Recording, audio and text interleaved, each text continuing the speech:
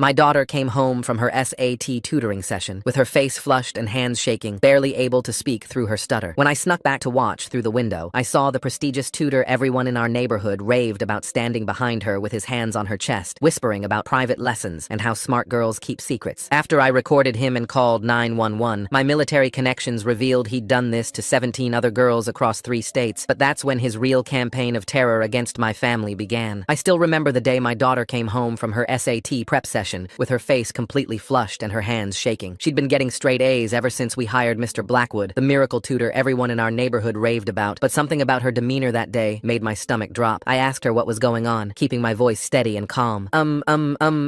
She couldn't get the words out. My daughter had always been shy, but this was different. Her stuttering was lasting longer than usual, which made me immediately suspicious. After 10 minutes, she finally said enough for me to make out what was going on. Well, kinda. I knew it was something about Mr. Blackwood and feeling uncomfortable. It was enough for me to be filled with rage. In front of her, I kept my cool and used my usual dad trick. I grabbed a piece of paper, scribbled a world's bravest daughter certificate onto it, and handed it to her. Through her tears, she started giggling and finished her evening with a Disney movie marathon. The next day, after I dropped her off, I waited in the car park. After 20 minutes had passed, I sneaked back to the house and stood outside the window of his study. I honestly had no idea what I was doing or what exactly I was looking for. I just knew I needed to do something, and after just a few minutes, I got my answer. Through the blinds, I could see my daughter sitting rigidly in her chair while Mr. Blackwood stood behind her, his hands on her shoulders. A feeling of unease filled my veins, but that was soon replaced with rage. "You're so tense, Sophie. You need to relax if you want to understand calculus," he said, his hands moving lower. She tried to shift away, but he gripped tighter. "Mr. Blackwood, She struggled to get the words out, her voice trembling, but instead of backing off, he leaned closer. Suddenly, his hand moved to her chest. "Your heart is racing. Are you nervous about something?" he whispered, mockingly. It took everything in me not to burst right through the window and start throwing hands, because I knew I needed evidence. So instead, I started recording with my phone. His hands kept wandering as he murmured about private lessons and special attention and how smart girls know how to keep secrets. That's when my cover was blown, because my daughter suddenly stood up and tried to make a beeline towards the door, but he grabbed her wrist and she let out a whimper. I immediately kicked in the door and she ran into my arms. I held her so tight she could barely breathe, and I immediately felt her little shoulders loosen up. I put her down and she tightly held my hand as I called 911. When the police arrived, they looked skeptical at first, until I showed them the video. They cuffed him while he screamed about lawsuits and his reputation. But instead of relief, the detective just sighed. "Another one of these," he muttered. My hand that wasn't holding my daughter's tightened so hard my knuckles turned completely white. I was about to say something, but that's when I noticed the awards on Blackwood's wall. Yale, Harvard, Princeton. Acceptance letters from his students dating back years. That fact was enough for me to realize how deep this went, because I began to understand the pattern. You see, I worked as a general at a military base. My clearance gave me access to databases most people didn't know existed. None of the parents knew this, because it usually garners a lot of attention, something I wanted to avoid. But I was about to use every connection I had. I let my daughter stay home from school while I investigated. Fast forward to Friday. We were due at the police station for her formal statement, and she was begging me to let her drop it. "No, sweetie pie, you gotta stop him from hurting others," I'd tell her. I knew she was going to be questioned, doubted, made to relive it, but I wanted justice. In fact, the more evidence we gave them, the better. So when she had just finished her first sentence and the detective said, "Are you sure you didn't misunderstand?" I smiled, because that's when 6 military vehicles pulled up outside and JAG officers began to fill the station. Everyone sat there frozen, not knowing if this was a raid. As my daughter locked eyes with me, I told her to continue. She kept talking, but this time, the room was silent, except for Blackwood's lawyer, who couldn't help but smirk. In response, one of my officers placed a thick folder on the desk, files on 17 other girls across 3 states. As soon as my daughter finished, they took over the case as a federal matter. Everyone's heads turned to look at each other, and the station was flooded with controlled chaos. Some officers were even saluting. Meanwhile, Blackwood looked like he was about to tear the room apart with fear. This made me even more satisfied, and a sense of justice filled my stomach. I thought the story had ended, but really, it was just beginning, because it turns out that Blackwood had an ace up his sleeve, one that threatened to destroy not just my career, but my family's safety forever. The next morning brought an ominous silence. No phone calls, no messages, just the quiet before a storm I knew was coming. Sophie stayed home from school again, curled up on the couch with her favorite blanket while I worked from my home office. Every few minutes I'd peek out to check on her, watching as she slowly worked through her homework. The bruises on her wrist had faded to yellow, but the emotional wounds ran deeper. 3 days after the arrest, the first sign of trouble arrived. A certified letter, delivered by a nervous postal worker who practically ran back to his truck. I opened it in the kitchen, away from Sophie's view. It was from Blackwood's new lawyer, some hotshot from the city. The letter outlined their intention to sue for defamation, false imprisonment, and violation of privacy for recording without consent. Inserting myself in here because I've never seen anyone solve for X by getting their shoulders rubbed, and then Dad goes full spy mode standing outside the window like he's in some action movie, but forgot to bring snacks for the stakeout. I bet he was thinking, should I burst in now or wait for more evidence, while probably getting leg cramps from crouching behind those bushes. They claimed the video was inadmissible, and that my my military intimidation tactics had violated his civil rights. I crumpled the letter and tossed it in the trash. Let them try. But that was just the opening move. The next day, Sophie's school called. The principal explained that they'd received a formal complaint about my aggressive behavior and military connections being used to threaten a respected member of the educational community. They suggested it might be best if Sophie took some time off until things settled down. I hung up without responding. That afternoon, while Sophie napped, I noticed a car parked across the street. Same silver sedan that had been there yesterday. The driver never got out, just sat there watching our house. When I stepped onto the porch, the car slowly pulled away. By evening, our doorbell camera caught someone leaving flyers on our neighbors' doors. I retrieved one after dark. It was a professionally printed newsletter about false accusations ruining good teachers' lives, with Blackwood's photo and a sob story about his charitable work. Sophie found one that had blown into our yard the next morning. Her face went pale as she read it, and she handed it to me with shaking hands. I burned it in the sink while she watched, then made her favorite chocolate chip pancakes to distract her. The psychological warfare escalated quickly. Our mail started arriving, opened and resealed. Strange numbers called at all hours, hanging up when we answered. Sophie's social media accounts, which I monitored carefully, began receiving friend requests from newly created profiles with no pictures. I documented everything, creating a file that grew thicker by the day. But I knew Blackwood was smart. Nothing could be traced directly back to him. A week after his arrest, we learned he'd made bail. Some education foundation had posted the money, citing his decades of service to young minds. The news hit Sophie hard. She spent the rest of the day in her room, refusing to eat. That night, I installed new locks and a security system. As I worked, I noticed fresh scratches on the back door, like someone had tried to pick the lock. The security company tech mentioned seeing similar marks at another house last month, right before a break-in. The restraining order we'd filed was approved, but paper doesn't stop predators. Blackwood was required to stay 500 feet away from us, but I knew he'd find ways around it. He did. Sophie's best friend Emma called one afternoon, confused. She'd run into Mr. Blackwood at the library, and he'd asked about Sophie. How was she doing? Was she keeping up with her studies? He'd seemed so concerned, so genuine. Emma's mom had been there too, and Blackwood had charmed her completely, talking about how worried he was about Sophie's academic future. The genius of it made my skin crawl. He was rebuilding his reputation while isolating us. Our neighbors started avoiding eye contact. The woman next door, who used to bring us cookies, now hurried inside when she saw us. The man across the street stopped waving. One by one, Blackwood was turning our community against us. Sophie noticed. She stopped wanting to go outside, even to the backyard. Her stutter returned with a vengeance, and she jumped at every unexpected sound. The confident girl who'd been acing her classes retreated into a shell of anxiety. I took leave from work to be home with her. My commanding officer understood, but I could tell he was concerned about the situation affecting my performance. The military values stability, and my life was anything but stable. 2 weeks after the arrest, things took a darker turn. I woke at 3 a.m. to the sound of our car alarm. Racing outside, I found all 4 tires slashed. The security cameras showed a figure in dark clothing and a mask, impossible to identify. The police took a report, but said without clear identification, there was nothing they could do. The officer suggested maybe I had enemies from my military work. Maybe this wasn't related to Blackwood at all. I knew better. The next day, Sophie's transcript request for early college admission was mysteriously delayed. The school claimed computer problems, but I recognized the pattern. Blackwood still had connections throughout the education system. Then came the letters to my commanding officer, anonymous tips about my mental instability and vigilante behavior, questions about whether someone who would attack a civilian educator should have access to classified information. The base security office opened an investigation, standard procedure for any allegations. I found myself fighting a war on multiple fronts, exactly what Blackwood wanted. Divide and conquer, a classic strategy. Sophie struggled with remote learning, falling behind without proper instruction. The tutors I contacted all seemed to have full schedules or didn't return calls. One finally admitted she'd heard about the situation and didn't want to get involved. 3 weeks after the arrest, I caught Blackwood's first direct violation. Our doorbell camera recorded him driving slowly past our house at 2 a.m., technically within the restraining order distance, but clearly surveilling us. I added it to my growing file of evidence. The next morning, Sophie found a note tucked under her bedroom window. Just 4 words: "Smart girls keep secrets." She handed it to me with trembling fingers, and I saw something shift in her eyes. The fear was still there, but underneath it, a spark of anger. My little girl was starting to fight back. I called the police again. They took the note for evidence, but warned me about the lack of fingerprints or identifying marks. The detective suggested we consider moving, starting fresh somewhere else. Running wasn't an option. This was our home. That evening, while making dinner, I noticed Sophie at the kitchen table with her laptop. She was typing intently, her face set with determination. When I asked what she was working on, she showed me a document titled "Everything I Remember." She was writing it all down. Every inappropriate comment, every unwanted touch, every moment of fear. Her hands shook as she typed, but she didn't stop. My brave girl was building her own case. The harassment continued. Takeout orders we didn't place arrived at our door. Magazine subscriptions we didn't want filled our mailbox. Our internet service was mysteriously disconnected, then reconnected days later with no explanation. But something else was happening too. Sophie started talking to her therapist about testifying. She practiced her statement in the mirror, working through her stutter with determination. She was transforming from victim to survivor before my eyes. 1 month after the arrest, we received word that the federal case was moving forward forward, despite Blackwood's legal maneuvering. The prosecutor called to discuss Sophie's testimony, and I watched her sit up straighter, speak clearer. That night, as I tucked her in, she grabbed my hand. Her words came out strong and steady, no trace of a stutter. "Dad, I want to stop him. Not just for me, but for all the other girls." I kissed her forehead, proud beyond words. Blackwood thought he was breaking us down, but he was actually forging us into something stronger. The war wasn't over. If anything, Blackwood's desperation would only increase as the trial approached. But sitting there in Sophie's room, surrounded by her stuffed animals and academic awards, I knew we'd survive this. We had something Blackwood didn't understand, the unbreakable bond between a father and daughter. He could slash our tires, turn our neighbors against us, and threaten our future, but he couldn't touch that. Tomorrow would bring new challenges, more harassment, more legal threats, more attempts to break our spirit. But tonight, Sophie slept peacefully for the first time in weeks, and I stood guard over her dreams. The real battle was just beginning. The morning after Sophie's declaration brought an unexpected development. I found her in the kitchen at dawn, already dressed and making breakfast. She'd set out 2 plates, scrambled eggs steaming on each one. Her hands moved with purpose. No trembling, no hesitation. When she noticed me watching from the doorway, she simply nodded toward the coffee pot she'd already prepared. We ate in companionable silence, but I could see the wheels turning behind her eyes. She'd made a decision, and nothing would shake her from it. After clearing the dishes, she pulled out a notebook and began sketching a timeline of events. Each date, each incident, mapped out with military precision. My daughter was becoming a strategist. The doorbell interrupted our planning session. Through the peephole, I saw a woman in a business suit holding a clipboard. She introduced herself as a social worker, responding to concerns about Sophie's welfare. Someone had reported that I was keeping her isolated from school, possibly against her will. The complaint suggested signs of parental abuse. I invited her in, keeping my movements calm and measured. Sophie sat beside me on the couch, her spine straight, her breathing steady. The social worker asked probing questions about our home life, Sophie's absence from school, the nature of our relationship. Sophie answered each query with clarity and confidence, explaining the situation without stuttering once. The social worker took notes, her expression gradually shifting from suspicion to understanding. Before leaving, she pulled me aside near the door. She'd seen this pattern before, she explained. False reports designed to harass and intimidate. She promised to note the suspicious nature of the complaint in her report. As her car pulled away, I noticed the silver sedan parked 3 houses down, still watching, always watching. That afternoon, Sophie suggested we visit the grocery store. She needed normalcy, she explained, even if just for an hour. I agreed, though every instinct screamed caution. We drove a circuitous route, doubling back twice to ensure we weren't followed. The silver sedan stayed away, but I couldn't shake the feeling of eyes on us. Inside the store, Sophie pushed the cart while I stayed alert for threats. We were examining produce when I heard a familiar voice behind us. Blackwood's lawyer stood there, coincidentally shopping for vegetables. He made pleasant small talk about the weather, the quality of the tomatoes, never mentioning the case. But his presence was message enough. They could find us anywhere. Sophie's hand found mine, squeezing once before she continued selecting apples. She didn't flee, didn't cower. Instead, she moved deliberately through our shopping list while the lawyer shadowed us through several aisles. When we finally reached checkout, he was gone, but the damage was done. The safe mundanity of grocery shopping had been violated. Back home, I found a package on our doorstep with no return address. Inside, wrapped in tissue paper, lay a SAT prep book, the same edition Sophie had been using during her sessions with Blackwood. Tucked inside the front cover was a photo of Sophie entering our house, taken from across the street. The message was clear. We're watching. We can get close anytime. I added the book and photo to my evidence file, now thick enough to fill a banker's box. Sophie watched me document everything, then surprised me by pulling out her phone. She'd been taking her own photos, she explained. Screenshots of the fake social media profiles, pictures of the silver sedan from her bedroom window, even a video of Blackwood's lawyer at the grocery store. My daughter had learned to fight back with documentation. 2 days later, our internet service cut out again. The service company claimed no outages in our area, but they couldn't explain the disruption. When the technician arrived, he found evidence of tampering with the external cable box. Ha! Nothing says I'm totally innocent, like having your lawyer accidentally bump into people at the grocery store while examining tomatoes, because that's completely normal behavior for a lawyer, right? Someone had been systematically disconnecting and reconnecting our service, just enough to disrupt Sophie's online tutoring sessions. Without internet, Sophie couldn't attend her virtual classes. I drove to the library so she could use their computers, but Blackwood was already there. He sat at a table near the entrance, legal textbook open, pencil in hand. The restraining order meant he couldn't approach us, but nothing prevented him from being in a public space we needed to access. Sophie froze in the doorway, her breath catching. I guided her back to the car, my hand gentle on her shoulder. She shook with frustration more than fear. Every avenue for her education was being systematically blocked. In the car, she pounded the dashboard once, then composed herself. We drove to the next town's library instead, adding 40 minutes to our journey, but finding a Blackwood-free environment. The pattern continued for days. Wherever we went, obstacles appeared. The pharmacy couldn't fill Sophie's anxiety medication due to insurance issues that mysteriously resolved after hours on the phone. The therapist's office had a scheduling mix-up that canceled 2 appointments. Even the post office claimed our mail was being held for unclear reasons. Through it all, Sophie documented everything. Her notebook grew thick with observations, timestamps, patterns. She approached the situation like a research project, finding strength in systematic analysis. I watched her transform from victim to investigator, her confidence building with each each piece of evidence collected. One evening, while reviewing security footage, I noticed something odd. The silver sedan hadn't appeared for 3 days. Instead, different cars parked in the same spot, drivers changing but the watching continuing. Blackwood had recruited help or hired it. The surveillance was becoming more sophisticated. Sophie noticed it too. She'd started cataloging license plates, noting patterns in the watchers' schedules. They changed shifts at predictable times, she observed. There were gaps in their coverage during shift changes. My daughter was learning to think tactically, finding weaknesses in their system. The next morning brought a new challenge. My commanding officer called me into his office. The anonymous complaints had escalated. Someone was feeding detailed information about my work schedule, my access levels, my recent emotional state. The allegations painted a picture of an unstable officer using military resources for personal vendettas. An official investigation was being opened. I sat across from him, maintaining military bearing while my world tilted. He expressed personal support, but explained that protocol demanded a thorough investigation. My security clearance would be temporarily suspended pending the outcome. Without that clearance, my effectiveness at work plummeted. Another front in Blackwood's war. Returning home, I found Sophie in the backyard, practicing her testimony to an audience of garden gnomes. She'd arranged them in rows like a courtroom, addressing each ceramic face with steady determination. Her stutter had completely vanished when she spoke about what happened. The truth, it seemed, gave her power over her own voice. That night, we ordered pizza from our usual place. When it arrived, the delivery driver handed over the box with an odd expression. Inside, instead of our regular order, we found a single slice arranged in the center, written in sauce on the empty cardboard. "Smart girls stay quiet." The restaurant, when called, insisted they'd sent our correct order. The driver, they said, was new, hired just that week. Sophie photographed the message before I could stop her. She was building her own case file now, parallel to mine. Her determination had evolved from mere survival to active resistance. She uploaded the images to a cloud storage account, creating backups of backups. Blackwood had taught her to be thorough, and she was using those lessons against him. The harassment escalated in subtle ways. Our garbage cans were repeatedly knocked over, spilling trash across our driveway. The doorbell rang at odd hours with no one there when we checked. Sophie's bicycle tires went flat overnight, small punctures that looked accidental but weren't. Each incident was too minor for police intervention, but collectively created an atmosphere of siege. Sophie responded by installing her own cameras using her birthday money, small wireless devices she ordered online and placed strategically around our property. She taught herself about angles and lighting, creating overlapping fields of view. When I expressed concern about her obsession with surveillance, she simply replied that knowledge was power, and she refused to be powerless again. 3 weeks into our siege, a breakthrough came from an unexpected source. Emma's mother called, voice hesitant but determined. She'd been thinking about Blackwood's questions at the library, she said. Something felt wrong about how interested he was in Sophie's situation. She'd done some asking around and discovered 2 other families who'd abruptly stopped using his tutoring services in previous years. Both had daughters. Both had moved away shortly after. I took down the names she provided, thanking her for her courage in calling. Sophie listened from the doorway, her eyes bright with validation. We weren't alone. There were others. The pattern she'd suspected was real. That evening, she started researching the families online, finding traces of their stories in school newsletters and social media posts from years past. The silver sedan returned the next day, but Sophie barely glanced at it. She was focused on her research, connecting dots between Blackwood's past students. Her notebook evolved into a complex web of connections, dates, and patterns. She'd found her power not in hiding, but in investigating, turning her trauma into determination. Honestly, those little ceramic guys are probably better listeners than half the people in an actual courtroom. Plus, they never interrupt or ask confusing questions, so that's already a win right there. My suspension from classified work continued, but I used the time to support Sophie's efforts. We worked side by side at the kitchen table, building a comprehensive timeline of Blackwood's career. Each prestigious acceptance letter on his wall represented a student, and Sophie was determined to find them all. Some had social media profiles showing successful college careers. Others had disappeared from online existence entirely. The intimidation tactics grew desperate. Dead flowers appeared on our doorstep. Sophie's favorite coffee shop suddenly couldn't remember her usual order, staff claiming they'd never seen her before. The local tutoring center received an anonymous tip about my unstable behavior and suggested I might be dangerous. Each attack felt like a probe, testing our defenses, looking for weakness. Sophie responded by widening her support network. She reached out to her old teachers, explaining her situation with calm clarity. Most expressed shock about Blackwood, but a few admitted they'd had concerns. One teacher remembered another student years ago who'd suddenly dropped advanced classes after tutoring with him. The stories accumulated like evidence in a cold case file. One morning, I woke to find Sophie already at her computer, video chatting with someone. She'd found one of the families that had moved away. The daughter, now in college, was willing to talk. I watched Sophie conduct the interview with professional composure, asking careful questions, taking detailed notes. The girl's story echoed Sophie's own, but she'd never reported it. Her family had chosen to run instead. After the call, Sophie sat quietly for a long moment. Then she opened a new document and began typing. She was writing a comprehensive report, she explained, documenting not just her own experience, but the pattern of behavior spanning years. If the legal system failed, she'd make sure the truth existed somewhere. Her fingers flew across the keyboard with purpose. The silver sedan was joined by a blue SUV the following week. Our watchers were multiplying, but Sophie had developed her her own network of observers. She'd enlisted neighbors who'd remained friendly, asking them to note unusual vehicles or suspicious activity. Mrs. Chen, from 2 houses down, started taking her daily walks past our house at strategic times. Mr. Rodriguez across the street adjusted his security cameras to cover more of our property line. Blackwood made another calculated move, appearing at the school board meeting where Sophie's extended absence was being discussed. He sat in the public section, taking notes, his presence a silent threat. I attended with Sophie's principal, who'd become a fierce advocate for her. Blackwood's lawyer sat beside him, both men radiating false concern for Sophie's education. During public comment, several parents spoke about the importance of maintaining educational standards. Their words seemed scripted, hitting talking points about attendance and the dangers of setting precedents. Sophie watched the live stream from home, identifying 2 of the speakers as parents of current Blackwood students. He was mobilizing his network against us. Sophie's response was to accelerate her documentation project. She created a website, password protected, and backed up across multiple servers. Every incident, every pattern, every connection was cataloged with academic rigor. She'd learned to channel her fear into methodical action. The site became her statement, more powerful than any testimony she might give. The investigation into my conduct at work dragged on. Anonymous tips continued to arrive, each more elaborate than the last. Someone had submitted a psychological profile suggesting I suffered from paranoid delusions. Another claimed I'd been seen stalking Blackwood's neighborhood. The lies were obvious, but still required formal refutation. Each response took time and energy away from protecting Sophie. Sophie noticed the toll it was taking. One evening, she sat beside me on the couch and pulled out a photo album. Together, we looked through pictures from happier times. Her first day of school, family vacations, birthday parties. She reminded me that we'd survived challenges before, though none quite like this. Her strength became my anchor. The breakthrough came from Sophie's meticulous research. She'd found a pattern in Blackwood's selection of victims. All were high-achieving girls from military families. All had parents deployed or frequently absent. All were isolated from extended family support. He'd been hunting in specific waters, choosing prey he thought couldn't fight back effectively. Armed with this pattern, Sophie reached out to more families. The responses trickled in slowly. Some ignored her messages, others responded with caution. But a few opened up, sharing stories that had been buried for years. Sophie compiled everything into her growing database, building a case that no single victim could have constructed alone. Blackwood's campaign intensified as the trial date approached. The harassment became more personal. Sophie's childhood photos appeared on anonymous websites. Her academic records were leaked online. Private medical information surfaced in comments on local news stories about the case. Each violation cut deep, but Sophie refused to break. Instead, she learned about cybersecurity, implementing new protections for our digital lives. She taught me about VPNs and encrypted messaging. Our kitchen table became a command center, laptops and phones secured against intrusion. Sophie had transformed our defense from reactive to proactive, anticipating attacks before they materialized. The silver sedan disappeared one day, replaced by random cars that lingered too long. The surveillance had gone mobile, harder to track, but also less organized. Sophie noted the change in her files, suggesting Blackwood was running out of resources or reliable help. His network was showing cracks. My work investigation finally concluded with a formal reprimand for misuse of resources, though no serious violations were found. The damage to my reputation was real, but manageable. My security clearance was reinstated with conditions. I could return to full duties, but any further incidents would result in immediate termination. Blackwood had wounded us, but hadn't achieved the unalive shot he'd hoped for. Sophie celebrated by cooking dinner, the elaborate meal she'd learned from online tutorials during her isolation. As we ate, she outlined her plans for the trial. She would testify, she said, but she'd also ensure her research reached the right people. The other families deserved justice too, even if they couldn't seek it themselves. Her mission had expanded beyond personal vindication to systemic change. The intimidation attempts grew sloppier. Fake social media profiles were created with obvious tells. Threatening messages arrived with traceable IP addresses. The watchers outside our house became careless, sometimes falling asleep in their cars. Blackwood's carefully orchestrated campaign was fraying at the edges. Desperation was making him reckless. Sophie documented every mistake, every traceable threat, every identifiable watcher. Her files grew thick with evidence of witness tampering and harassment. She'd become an expert in chain of custody, ensuring every piece of evidence was properly preserved and documented. The student had surpassed the teacher in thoroughness. 2 weeks before the trial, Sophie made a decision that surprised me. She wanted to return to school for a few hours each week, not full-time, but enough to reconnect with her life. She missed her friends, her favorite teachers, the normalcy of academic routine. Hiding had given her time to heal and prepare, but she was ready to reclaim her space in the world. Her first day back was carefully orchestrated. I drove her to school, watching for tails. Mrs. Chen happened to be walking her dog near the entrance. Mr. Rodriguez was trimming his hedge with a clear view of the parking lot. Sophie had built her own security network without my realizing it. She walked into school with her head high, surrounded by invisible protection. The day passed without major incident, though Sophie reported feeling watched. Some students whispered when she passed, others offered quiet support. Her AP chemistry teacher welcomed her back warmly, providing catch-up materials she'd prepared specially. Sophie's world was slowly expanding again, pushing back against the constraints Blackwood had tried to impose. That evening, we received word that 2 more families attorneys had agreed to provide statements for the trial. Sophie's research had given them courage to speak up. The prosecutor was building a stronger case thanks to her work. What had started as one girl's story was becoming a pattern of predation that couldn't be ignored or dismissed. Blackwood responded with a final, desperate gambit. A website appeared overnight, professionally designed and SEO optimized. It portrayed him as a victim of false accusations, complete with testimonials from satisfied parents and successful students. Sophie's name wasn't mentioned directly, but the implications were clear. The site painted a picture of a troubled military family targeting an innocent educator. Sophie studied the website with clinical detachment, taking screenshots of everything. She identified stock photos used for fake testimonials, traced the domain registration to a shell company, and found coding errors that revealed the site's hasty construction. Within hours, she'd compiled a comprehensive report debunking every claim. Her analytical skills had become weapons in their own right. The next morning brought an unexpected ally. A young woman appeared at our door, nervous but determined. She'd been Blackwood's student 5 years ago, she explained. She'd seen the website and recognized the pattern of lies. She'd never reported what happened to her, but she couldn't stay silent watching him do it again. Sophie hugged her, two survivors recognizing each other's courage. Together, they spent the afternoon comparing experiences, finding parallels in Blackwood's methods. He had a playbook, they realized, refined over years of practice. But understanding his patterns made them predictable. Sophie added the new information to her database, the picture becoming clearer with each testimony. The predator's methods were being decoded by his former prey. My military training had taught me about intelligence gathering, but Sophie was teaching me about resilience. She'd turned her trauma into expertise, her fear into determination. Every attack from Blackwood's camp was met with documentation and analysis. She'd become a scholar of survival, writing her thesis in real time. The surveillance around our house intensified as the trial approached. Multiple cars now rotated through our neighborhood. Strange faces appeared at community events, asking casual questions about our family. The mailbox was repeatedly vandalized. Our trash was regularly searched, bags torn open and contents scattered. The desperation was palpable. Sophie responded by organizing neighborhood watches with other military families. They understood operational security and weren't intimidated by civilian stalkers. Soon, every strange car was photographed, every unfamiliar face documented. Blackwood's network found themselves under surveillance by people who knew how to do it properly. The hunters were becoming the hunted. 3 days before the trial, Sophie completed her comprehensive report. Over 100 pages of documentation, cross-referenced and verified. She'd identified 7 victims across a decade, tracked patterns of behavior, documented the harassment campaign, and built a case that any prosecutor would envy. She printed multiple copies, storing them in different locations. Her work would survive regardless of the trial's outcome. That night, as we prepared for the coming testimony, Sophie showed me one final document. She'd written a letter to her future self, describing not what had been done to her, but what she'd done in response. How she'd fought back with intelligence and determination. How she'd found strength in seeking justice for others. How she'd refused to let trauma define her limits. The letter was her real victory, written before the trial's outcome was known. I realized then that Blackwood had already lost. He'd tried to silence a shy girl with a stutter. Instead, he'd created a formidable young woman who dismantled his carefully constructed facade piece by piece. Sophie had turned his own methods against him, documenting and analyzing until his patterns were laid bare. Tomorrow would bring the trial, but tonight, we'd already won the war he'd started. The security cameras showed the silver sedan pulling away just after midnight, not to return. The watchers were abandoning their posts. Blackwood's network was collapsing as the trial loomed. Sophie noticed it too, marking the final entries in her surveillance log with satisfaction. The siege was lifting, but her vigilance would continue. She'd learned that safety came from awareness, not ignorance. As dawn approached on the day before the trial, Sophie and I sat at the kitchen table one last time, reviewing her notes. Her testimony would be clear, precise, and supported by months of documentation. But more than that, it would represent all the girls who couldn't speak for themselves. She'd found her voice not just for her own story, but for theirs as well. The shy girl with the stutter had become an advocate with unshakable purpose. The morning of the trial arrived with an unexpected twist. Sophie woke me at 4 a.m., fully dressed and holding a manila folder. She'd received a text from the young woman who'd visited us, the former student from 5 years ago. The woman had found something in her old emails that Sophie needed to see immediately. We met at a 24-hour diner on the edge of town. The woman, Catherine, slid a printed email across the table. It was from Blackwood to her parents, dated shortly after she'd stopped tutoring with him. The email expressed concern about Catherine's emotional instability and suggested she might make false accusations due to academic pressure. The preemptive strike was dated 2 days before Catherine had tried to tell her parents what happened. Sophie photographed the email with steady hands, adding it to her digital files. Catherine had brought more evidence, screenshots of similar emails sent to other parents, always right before a student left his tutoring. The pattern was clear. Blackwood didn't just prey on students. He systematically destroyed their credibility before they could speak up. Back home, Sophie cross-referenced the emails with her timeline. Every student who'd left Blackwood's tutoring had received this treatment. Parents had been primed to dismiss any complaints as academic stress or teenage drama. The manipulation ran deeper than we'd imagined. The prosecutor called an hour later. Blackwood's legal team had filed multiple motions to dismiss, claiming prosecutorial misconduct and bias. They wanted Sophie's testimony thrown out based based on her documented mental health issues, referencing the anxiety medication prescription that had somehow become public knowledge. The hearing would happen before the trial even began. Sophie listened to my side of the conversation, her jaw set with determination. When I hung up, she was already at her laptop, pulling up her comprehensive report. She began highlighting sections, preparing a counter-narrative that would expose Blackwood's systematic approach to discrediting victims. We arrived at the courthouse early, Sophie carrying her documentation in a weatherproof case. The building felt imposing, but Sophie walked through the metal detectors with her chin up. In the hallway outside the courtroom, we saw other families. Some I recognized from Sophie's research, parents with daughters who'd been Blackwood's students years ago. One mother approached us hesitantly. Her daughter had refused to come, she explained, but she'd brought a notarized statement. Another family had driven 3 hours to be present, though their daughter was now in college and trying to forget. Sophie spoke with each family, taking notes, building connections. Her network of survivors was becoming real, tangible, powerful. Blackwood arrived with 3 lawyers, his confidence seemingly restored. He wore an expensive suit and carried himself like a wronged professional. His eyes swept the hallway, pausing when he saw the gathered families. For just a moment, his mask slipped. Then he smiled and entered the courtroom. The preliminary hearing was brutal. Blackwood's lawyers attacked Sophie's credibility from every angle. They presented her anxiety medication, her time away from school, the restraining order as evidence of an unstable teenager lashing out at a dedicated educator. They even suggested I'd coached her, using my military background to create a convincing but false narrative. Sophie sat beside me, taking notes throughout their presentation. Her hand was steady, her breathing calm. When they presented a photo of her at therapy, illegally obtained but admissible in the hearing, she simply added it to her documentation file. Every attack became evidence of their desperation. During a recess, Sophie showed me what she'd been writing. She'd mapped out Blackwood's legal strategy, identifying patterns from his previous victims. He always attacked their mental health, always suggested parental influence, always painted himself as the concerned educator. The playbook was consistent across years of cases that had never made it to trial. The prosecutor used Sophie's analysis in the afternoon session. Armed with her research, he systematically dismantled Blackwood's defensive strategy. He showed how the same tactics had been used against multiple students, how the timing of Blackwood's concern emails always preceded complaints, how his legal team's attacks followed a predictable pattern. The judge, an older woman with sharp eyes, began asking her own questions. She wanted to see Sophie's documentation. As Sophie presented her evidence, organized, cross-referenced, meticulously maintained, the courtroom grew quiet. Even Blackwood's lawyers stopped their constant note-taking to watch. Sophie explained her methodology with scientific precision. She'd tracked patterns, verified claims, created timelines. Her stutter was completely absent as she walked the judge through years of Blackwood's predatory behavior. She presented not as a victim, but as a researcher who'd happened to study her own case. The judge called another recess. In the hallway, families who'd been silent for years began talking to each other. Mothers compared notes about emails they'd received. Fathers discussed the intimidation tactics they'd faced. Sophie had given them a framework to understand what had happened to their daughters. Catherine arrived during the recess, bringing 2 other former students with her. They'd been following the hearing online and decided they couldn't stay silent. One was now a medical student, the other a teacher. Both had stories that matched Sophie's pattern analysis perfectly. When court resumed, the judge denied all of Blackwood's motions. More importantly, she ordered his legal team to cease their harassment campaign immediately. Any further intimidation tactics would result in criminal charges. She specifically mentioned the surveillance, the vandalism, the cyber harassment. All the things we'd reported but couldn't definitively prove were connected to Blackwood. Blackwood's lead lawyer requested a conference with the prosecutor. They huddled in the corner, voices low but body language tense. Sophie watched them carefully, reading their expressions. She pulled out her phone and showed me a message from another family. They were driving in from 2 states away, arriving tomorrow for the trial. The conference ended with Blackwood looking pale. His lawyers were arguing among themselves, their confident facade cracking. The prosecutor returned to our table with a carefully neutral expression, but I caught the slight upturn of his mouth. That evening, Sophie organized a meeting at our house for all the families who'd come forward. Our living room filled with parents and young women who'd carried silence for too long. Sophie had prepared information packets for everyone, resources for healing, legal options, support networks. She'd transformed our home into a command center for collective action. The women shared their stories in ways they never had before. Sophie's framework had given them language for their experiences. They recognized Blackwood's tactics, saw through his manipulations, understood how he'd isolated and silenced them. The meeting ran past midnight, bonds forming that would last long after the trial ended. The next morning brought a development none of us expected. Blackwood's educational foundation had withdrawn their support. The family's collective presence, Sophie's documentation, and the judge's ruling had spooked his financial backers. His legal team was reduced to a single lawyer. The others had quietly withdrawn from the case. Sophie received messages throughout the day from students we hadn't found in her research. Word was spreading through private networks, survivors reaching out to each other. Her website traffic spiked as people searched for information about Blackwood. The story was staying local, no media circus. But within our community and others where Blackwood had worked, the truth was spreading. At the courthouse for day 1 of the actual trial, the gallery was packed. Families filled every seat, a silent show of support that spoke louder than any protest. Blackwood sat alone at the defense table, his remaining lawyer chair, looking overwhelmed. The community he'd manipulated for years had turned their backs on him. Sophie testified for 3 hours. She presented her evidence with the same scientific approach she'd shown the judge, but this time she also spoke about the personal impact. She described the fear, the isolation, the systematic destruction of her credibility. Her voice never wavered, her stutter completely absent. She'd found power in truth-telling. The other women testified too, each adding their piece to the pattern Sophie had identified. The medical student explained how Blackwood's abuse had nearly derailed her career. The teacher described years of therapy to overcome what he'd done. Catherine spoke about the email campaigns designed to silence her before she could speak up. Blackwood's defense crumbled. His lawyer tried to suggest conspiracy, claiming the families had coordinated their stories, but Sophie's documentation showed the opposite. These patterns existed before any of them had spoken to each other. The consistency came from Blackwood's behavior, not from collaboration. During a break, I overheard 2 jurors in the hallway discussing Sophie's evidence presentation. They were impressed by her methodical approach, her transformation of trauma into data. One mentioned having a daughter the same age, the fear that someone like Blackwood could operate for so long without consequence. The prosecutor presented Sophie's full report as evidence. All 100 pages entered into the record. Her research would become part of the permanent legal documentation, a resource for future cases. Sophie had created something larger than just her own justice. She'd built a blueprint for exposing predators who operated through reputation and intimidation. On the final day of testimony, Blackwood took a stand. His arrogance had evaporated, replaced by desperate attempts to salvage his reputation. I love how Sophie basically turned into a science teacher presenting her research project, except instead of volcano experiments, it's how to document a creep 101, and the whole courtroom is taking notes. But every excuse he offered had been anticipated in Sophie's analysis. She'd predicted his defenses, documented counter-evidence, prepared for every possible manipulation. He was playing by a playbook she'd already decoded. The jury deliberated for less than 2 hours, guilty on all counts. As the verdict was read, Sophie reached for my hand. Around us, families who'd waited years for this moment wept quietly. Justice had come not through dramatic confrontation, but through meticulous documentation and collective courage. Blackwood was remanded immediately, his bail revoked due to the documented harassment campaign. As court officers led him away, he looked back at the gallery full of families he'd terrorized. His empire of fear had collapsed, brought down by a shy girl who'd refused to stay silent. Outside the courthouse, the families gathered on the steps. No media cameras captured the moment. This wasn't that kind of story, just a group of survivors and their loved ones, finally free from the shadow of a predator. Sophie stood in the center, surrounded by the women she'd helped find their voices. The next weeks brought a strange kind of normal. Sophie returned to school full-time. Her transcript issues mysteriously resolved once Blackwood's influence evaporated. The surveillance cars disappeared. The harassment stopped. Our neighbors began waving again, some offering quiet apologies for their distance during the ordeal. Sophie's SAT prep resumed with a new tutor, a retired teacher recommended by 3 different families. Their sessions happened in our living room, door always open. Sophie's scores improved dramatically, without the weight of fear holding her back. Her stutter appeared occasionally, but no longer controlled her voice. The families stayed in touch through a private online group Sophie administered. They shared resources, celebrated milestones, supported each other through difficult days. What had started as Blackwood's attempt to silence one girl had created a permanent support network for survivors. Sophie received acceptance letters from several colleges, each one a victory over Blackwood's attempts to derail her future. She chose a school with a strong pre-law program, inspired by her experience to help others navigate the justice system. Her application essay about transforming trauma into systematic change had impressed admissions committees. At her graduation, I watched my daughter walk across the stage with confident strides, no trace of the terrified girl who'd come home shaking from a tutoring session. She'd transformed herself through intelligence and determination, turning Blackwood's weapons against him. Her diploma represented more than academic achievement. It was proof that predators don't get to write their victims' endings. The young women Blackwood had targeted went on with their lives. The medical student graduated with honors. The teacher started a support group at her school. Catherine entered law school, inspired by Sophie's methodical approach to justice. Each success was a repudiation of Blackwood's attempts to destroy their futures. Sophie spent the summer before college updating her website, creating resources for other survivors. She documented the tactics predators used to silence victims, the patterns of institutional protection, the ways communities could respond. Her work would help others long after our personal ordeal ended. On her last night before leaving for college, Sophie and I sat in the backyard where she'd once practiced testimony to garden gnomes. The security cameras she'd installed were still there, but now they felt like symbols of empowerment rather than fear. She'd learned to protect herself through knowledge and community, not just locks and surveillance. As we packed her things for the dorm, I found her old notebook, the one where she'd first started documenting Blackwood's behavior. The shaky handwriting of those early entries had evolved into confident analysis. She'd kept it as a reminder of how far she'd come, from victim to researcher to advocate. The drive to college was bittersweet. My little girl was leaving, but she was leaving as a warrior. She'd faced down a predator and won, not through violence or revenge, but through intelligence and courage. The shy girl with the stutter had become a young woman who could stand before a courtroom and speak truth to power. At the dorm, as we unloaded boxes, another freshman recognized Sophie from the trial coverage in local papers. The girl approached hesitantly, then whispered her own story of a teacher who'd made her uncomfortable. Sophie listened with the same steady presence she'd shown throughout our ordeal, then offered to connect her with resources. Even here, starting fresh, she couldn't stop being an advocate. That night, driving home alone, I thought about Blackwood in his cell. He'd wanted to destroy my daughter, to silence her like he'd silenced others. Instead, he'd created his own downfall. Sophie had turned his predation into data, his intimidation into evidence, his network of fear into a coalition of survivors. He'd taught her to be thorough, and she'd used that lesson to dismantle everything he'd built. Back home, the house felt empty, but not sad. Sophie's room was neat, ready for holiday visits. Her security system still monitored our property, a gift of protection she'd left behind. On her desk sat a printed copy of her final report, bound and professional. Inside the front cover, she'd written, "For all the girls who were told to keep secrets." Life settled into new rhythms. Work returned to normal without anonymous complaints and investigations. The neighbors became friendly again, some even asking about Sophie's college adventures. The silver sedan never returned. Blackwood's network had dissolved completely, its members distancing themselves from his crimes. Sophie called every week, sharing stories of classes and new friends. She'd joined a campus advocacy group, using her experience to help other students navigate reporting procedures. Her professors praised her analytical skills, not knowing they'd been forged in the crucible of survival. She was building a future on the foundation of her own strength. 6 months later, I received a letter from one of the families we'd met during the trial. Their daughter had finally felt ready to pursue charges against a different predator, inspired by Sophie's methodical approach. They'd used Sophie's template for documentation, her strategies for building evidence. The ripple effects of her courage continued spreading. Sophie came home for winter break transformed again, no longer the girl seeking justice, but a young woman who'd found it and moved forward. She spoke about her classes with enthusiasm, her career plans with determination. Blackwood was part of her story, but no longer defined it. She'd written her own ending, one where survivors become thrivers. During her visit, we attended a community meeting about improving student safety. Sophie presented her research to school board members, offering concrete suggestions for protecting vulnerable students. Her voice was clear and confident as she explained how predators operate and how institutions could respond. The board voted to implement her recommendations. As spring arrived, I sometimes stood in the backyard where everything had started. The security cameras Sophie installed still functioned, but I rarely checked them anymore. The threats were gone, replaced by the ordinary challenges of life. Our family had survived Blackwood's war and emerged stronger. Sophie's website traffic grew steadily as more survivors found her resources. She updated it between classes, adding new research and support tools. Universities began citing her work in studies about institutional responses to abuse. What started as one girl's refusal to stay silent had become a resource for systemic change. The families from the trial stayed connected, celebrating victories and supporting struggles. Graduations, new jobs, marriages, life events that Blackwood had tried to steal were reclaimed. Sophie had given them more than justice. She'd given them community. They weren't isolated victims anymore, but connected survivors. On the anniversary of Blackwood's conviction, Sophie called with news. She'd been selected for a prestigious internship with a victim advocacy organization. They'd been impressed by her website and her systematic approach to documenting abuse patterns. Her trauma had become expertise that would help others navigate similar battles. I thought about the terrified girl who'd come home that day, unable to speak through her stutter. That girl was gone, replaced by a young woman who'd transformed fear into power. Sophie had won, not by playing Blackwood's game, but by changing the rules entirely. She'd turned documentation into resistance, analysis into advocacy, survival into strength. As I looked at her old SAT prep books still on the shelf, I realized they represented more than academic preparation. They marked the beginning of Sophie's real education, learning to fight back with intelligence, to build coalitions from isolation, to transform victimhood into victory. Blackwood had created his own destroyer, teaching her the very skills she'd used to bring him down. The story that began with shaking hands and stuttered words had become one of methodical justice and collective courage. Sophie had refused to be silenced, and in speaking her truth, she'd given voice to others. The shy girl was gone, but the advocate she'd become carried forward the best parts of who she'd always been: thorough, determined, and ultimately unstoppable. Thanks for watching my channel, Mini Fable Fever. You are all appreciated. Have an amazing day, and see you all in the next video.